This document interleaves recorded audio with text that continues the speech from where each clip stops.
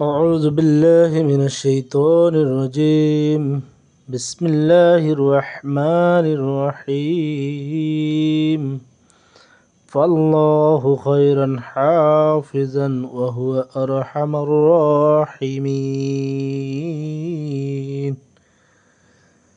প্রিয় ভিউয়ার্স আসসালামু আলাইকুম রহমতুল্লাহি ওবরাকাতুহু। আশা করি সকলে মহান আল্লাহর রহমতে ভালো ও সুস্থ আছেন। সকলে যেন ভালো ও সুস্থ থাকেন এই দোয়াও কামনা করি। প্রিয় ভিউয়ার্স, আজকে আপনাদের জন্য আরেকটি গুরুত্বপূর্ণ জাদু ধ্বংসকারী আমল নিয়ে হাজির হয়েছি। এটা হচ্ছে যদি কাউকে কোনোভাবে জাদু খাইয়ে তার পেটের ভিতরে এটা পৌঁছিয়ে দেওয়া হয়, অর্থাৎ পেটের ভিতরে জাদু কীভাবে নষ্ট করবেন সেই আমল বা তদবির। তো তার আগে ছোট্ট একটা রিকোয়েস্ট সকলের প্রতি, জিন্নাত মেডিকেল নামক ফেসবুক পেজ এবং ইউটিউব চ্যানেল আপনারা বেশি বেশি লাইক কমেন্ট শেয়ার করবেন, সাবস্ক্রাইব করবেন। আপনাদের কারো হয়তো এই ভিডিওটি উপকার নাও আসতে পারে, কিন্তু আপনার শেয়ারের মাধ্যমে আরেকজন মুমিন মুসলমান ভাই বন্ধুর কাছে এটা পৌঁছে যাবে যে এটা দ্বারা অনেক উপকার হবে।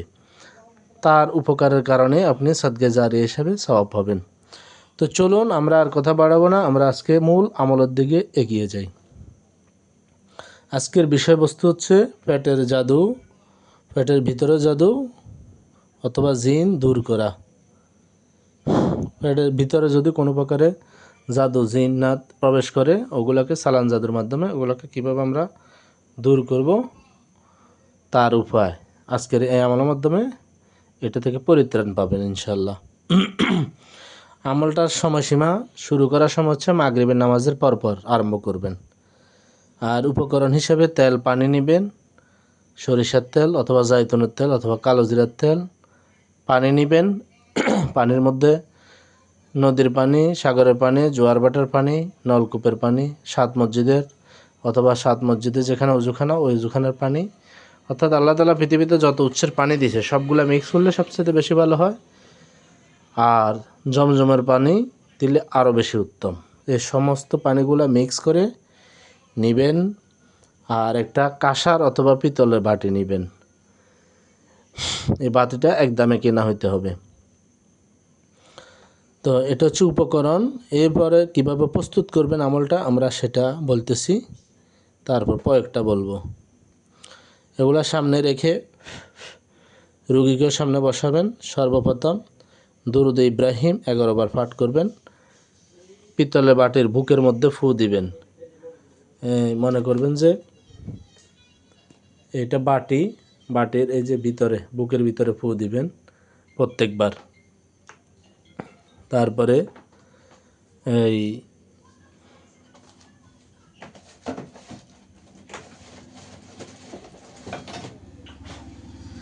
যে একটা বাটি, আমি প্র্যাকটিক্যালি বাটিটা দেখাচ্ছি, এটা একটা পিতলের বাটি। এই বাটির এখানে ফু দিবেন। তারপরে তেল পানিগুলোতে ফু দিবেন, রোগীর উপর ফু দিবেন।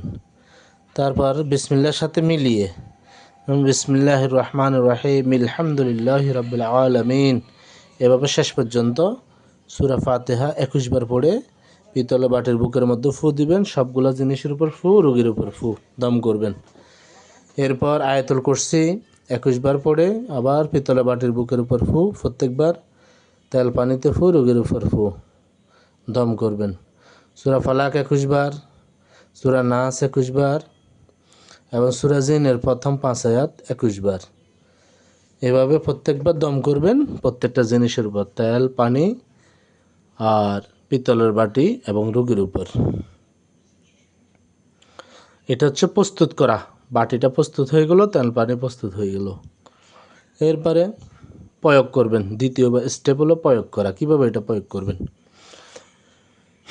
রোগীকে শোয়াবেন একটা বেডে। তবে মোতাব্বির যদি পুরুষ হন, এই মহিলা রোগীর কাছে যাবেন না। তাদের মহরম কোনো ব্যক্তি যদি থাকে অথবা কোনো মহিলা দ্বারা এটা করাবেন।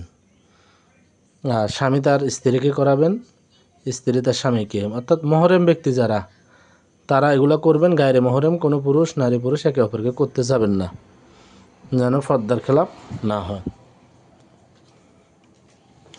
মহিলাটাকে শোয়াইয়া তার পরনে যে কাপড়টা তার নাভির হতে 4 আঙ্গুল নিচে নামাইতে হবে, অর্থাৎ কাপড়টাকে তার নাভিতে যেখানে ফরা ছিল ওখান থেকে 4 আঙ্গুল নিচের দিকে নামাবেন।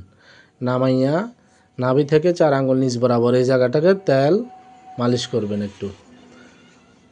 তারপর পিতলের বাটিটা নাভি বরাবর একটু 4 আঙ্গুল নিচে যে জায়গা খালিটা করছেন ওখানে বসাবেন এবং ডান হাত দ্বারা বাটির উপর চাপ দিতে থাকবেন। ডান হাত দ্বারা বাটির উপর চাপ দিয়ে বলতে ফুটতে থাকবেন, উখরুজ আদুল্লাহ, উখরুজ আদুল্লাহ। আমি প্র্যাকটিক্যালি দেখাচ্ছি। এইটা বাটিতে ডান হাত দিয়ে একটু চাপ দিয়ে ধরে রাখবেন। ধরে রেখে পড়তে থাকবেন, উখরুজ আদুল্লাহ, উখরুজ আদুল্লাহ, উখরুজ আদুল্লাহ। এভাবে 5-7 মিনিট করতে থাকবেন। আর মনে মনে নিয়ে থাকবে এই রোগীর পেটের ভিতরে যত প্রকারের জিন জাদু আছে, খারাপ আসিব আছে, এগুলো সবগুলো আল্লাহ তাআলার এই কালাম পাকের বরকতে নষ্ট হয়ে যাচ্ছে, ধ্বংস হয়ে যাচ্ছে, বের হয়ে যাচ্ছে। এভাবে করার পরে 5-7 মিনিট করার পরে শেষ করে দিবেন ওই দিনের মতো। আর পানি দৈনিক 3 বার খাবে এবং গোসল করবে। তেল নাভিসহ সমস্ত শরীরে মালিশ করবে দৈনিক 3 বার। এভাবে এই তেল পানিগুলো 3 মাস পর্যন্ত খাবে, মালিশ করবে, গোসল করবে। আর বাটি দ্বারা এটা 3 দিন, 5 দিন, 7 দিন, 21 দিন পর্যন্ত করা লাগতে পারে। ওটা নাভির উপর বাটি দিয়ে যেই আমলটা, যে প্রয়োগটা, এটা 21 দিন পর্যন্ত অথবা সর্বোচ্চ 41 দিন পর্যন্ত করা লাগতে পারে। জাদুর মাত্রা অনুযায়ী, পরিধি অনুযায়ী এই দীর্ঘদিন চালিয়ে যেতে হবে, কারণ এক একটা জাদুর ধরন এক এক রকম। যেমন আপনাকে যদি একটা 10তলা বিল্ডিং ভাঙতে দেওয়া হয়, আপনি যদি বড় একটা হাতুড়া নিয়ে 2 বাই দিলেন এটারে, বা 5 বাই 10 বাই দিলেন, দেওয়ার পরে আপনি বলতেছেন যে ক্লান্ত হয়ে গেছেন, আর পারতেছেন না, না সম্ভব না, আপনি আশা ছেড়ে দিলেন, তাহলে কি হবে? আপনি যে একটু পরিশ্রম করলেন ওটাও বৃথা। কিন্তু 10তলা একটা এই বিল্ডিং 2, 4, 5 বাই 10 বাই ভাঙবে না।